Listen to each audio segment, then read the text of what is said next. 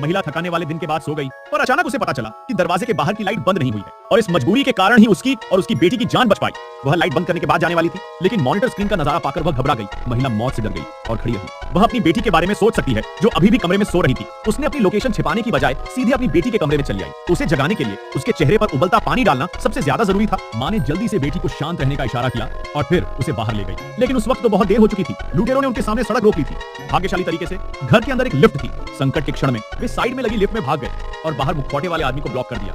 नीचे देखते हुए दो नकाबपोश आदमी ऊपर भागे और दूसरी मंजिल पहुंचे। वह तुरंत लिफ्ट के प्रवेश द्वार पर पहुंचा और पॉज बटन दबाया, पर उसे पता चला कि वह टूटा हुआ है। वे केवल एक दूसरे को घूर सकते थे। इस समय बेटी को अचानक याद आया कि दूसरी मंजिल पर एक शेल्टर है। उसने जल्दी से आपातकालीन लिफ्ट रोकने का बटन दबाया। पहले फ्लोर पर एक आदमी ब्रा पहनकर आया था और बहुत समय तक इंतजार किया, लेकिन लिफ्ट नीचे नहीं आई। उसे एहसास हुआ कि कुछ गलत था।